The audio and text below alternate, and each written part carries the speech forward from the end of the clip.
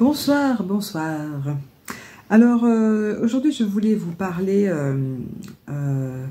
de souveraineté individuelle.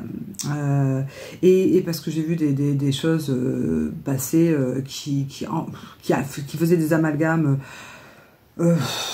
vraiment... voilà, pour moi, c'était dommage de tout mélanger. Et alors que depuis quelques années, des êtres très intéressants ont ouvert une petite voie vers une nouvelle humanité, ce serait dommage qu'elle soit entravée par des choses qui sont mal comprises. Alors, il y a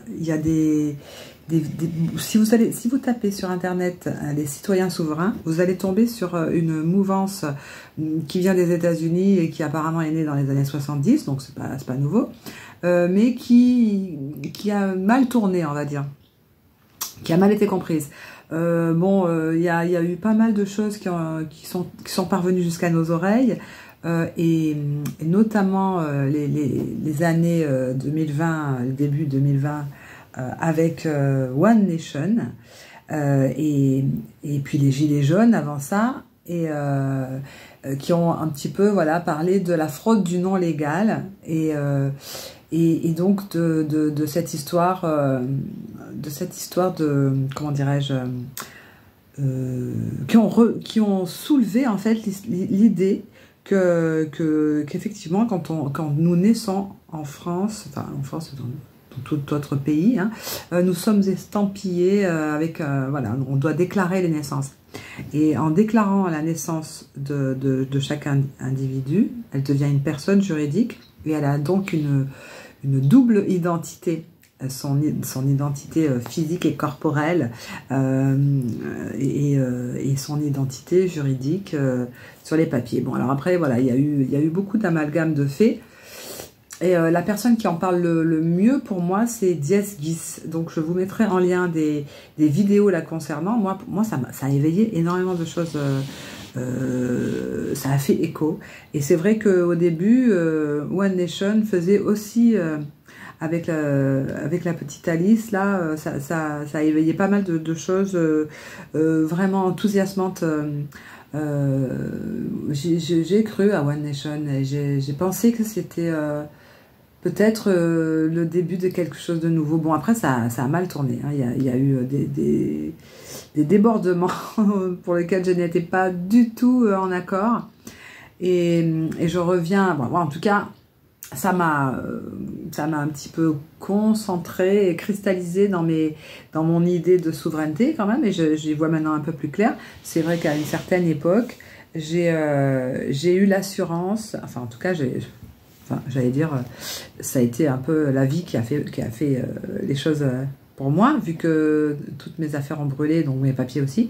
Mais ça correspondait à un moment où j'étais un peu dans cette entière confiance en moi et dans ma souveraineté. Bon, et à ce moment-là, je n'en avais plus besoin de papier.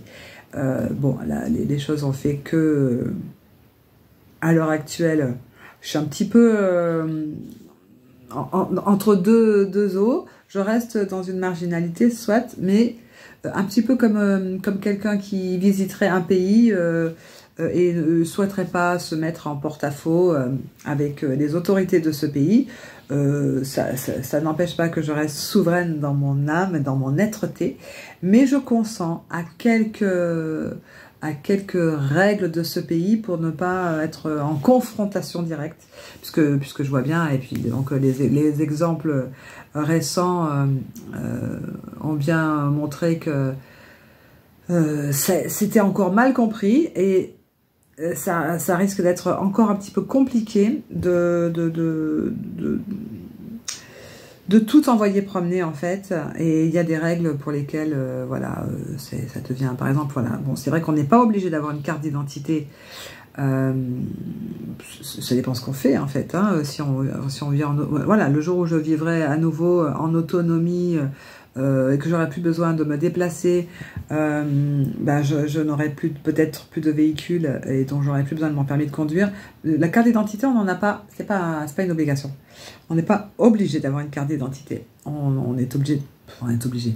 Les forces de l'ordre nous incitent à décliner notre identité, mais on n'est pas obligé d'avoir une carte d'identité. Par contre, si vous conduisez un véhicule sur le territoire, vous devez avoir un permis de conduire reconnu en France et le véhicule doit être enregistré et avoir une assurance.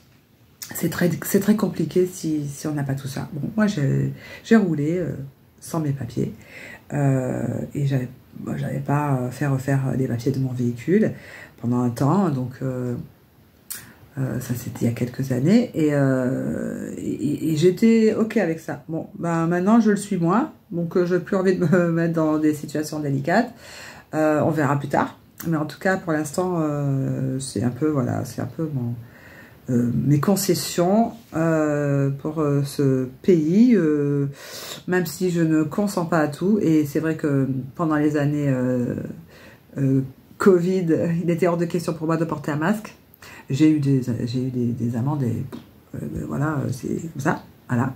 Et donc je n'avais pas d'adresse, donc tout allait bien. Et je serais même allée en garde à vue sans aucun problème pour revendiquer ça. Et c'est vrai que si ça se reproduisait, ben, ce serait la même chose. Il est hors de question pour moi de me faire vacciner ou quoi que ce soit de ce genre. Donc si ça se reproduit, je resterai dans ma souveraineté et il y a des choses pour lesquelles je ne peux absolument pas consentir. Et d'autres pour lesquelles je veux bien. Pour les commodités de ma vie de tous les jours, pour l'instant, voilà, ça sera ainsi. Et mais bon, voilà, pour l'instant, je n'ai pas de compte en banque. Personne ne m'oblige à avoir un compte en banque. Je n'ai pas envie de recevoir d'aide de l'État, donc tout va bien. J'ai plus ma carte de sécu. Je m'en porte pas plus mal. De toute façon, je ne me soigne pas de façon allopathique. Donc voilà, pour l'instant, pour moi, tout va bien. Il y a des choses pour lesquelles je suis OK et d'autres non. Et la souveraineté, c'est à l'intérieur que ça se passe. Donc c'est à chacun de voir là où il met ses limites. Hein, et c'est pas, il n'y a pas de mode d'emploi. Enfin voilà quoi. Par contre, je trouve ça complètement ridicule de parler de citoyen souverain. Enfin c'est un oxymore. En fait, c'est comme quand on parle d'une banque éthique ou d'une monnaie libre. Ce sont deux mots qui placés côte à côte n'ont plus aucun sens et donc je comprends pas cette idée de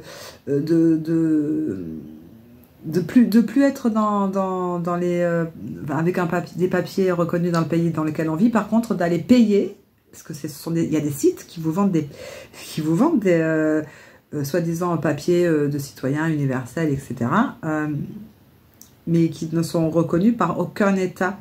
Donc c'est nul. Enfin, vaut mieux rien avoir du tout à ce moment-là. Bon, donc si vous croyez pouvoir prendre l'avion avec ces papiers, c'est pas le cas. Si vous souhaitez prendre un avion, eh ben, il vaut mieux avoir un passeport et des papiers en bonne et due forme reconnus par les autorités. Sinon, ça ne fonctionne pas. Par contre, si vous êtes ermite, ben, vous n'avez plus besoin de rien. Hein, voilà, ça dépend comment vous voulez vivre en fait.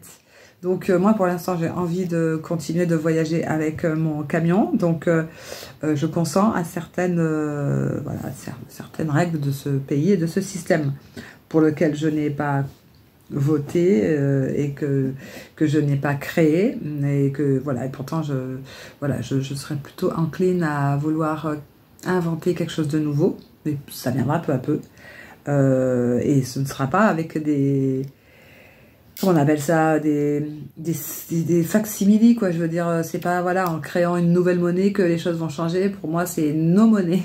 C'est pas en créant des nouveaux papiers que les choses vont changer. Pour moi, ce sera sans aucun papier. Je ne reconnais pas d'autorité au-dessus de moi, aucune. En fait, c'est moi qui décide. C'est moi qui décide de tout dans ma vie. Voilà. Et s'il y a des choses pour lesquelles je ne souhaiterais pas adhérer, eh ben, j'adhérerai pas. Voilà, hein, on verra au fur et à mesure que les choses évolueront. Et voilà, je vous mets en lien quelques vidéos intéressantes pour vous faire une idée des choses qui sont acceptables ou non acceptables, et à chacun de se mettre là où il veut, quoi. Mais voilà, je souhaite vraiment revenir sur l'idée de citoyen souverain. Ça n'existe pas. C'est quelque chose de complètement absurde. Ciao.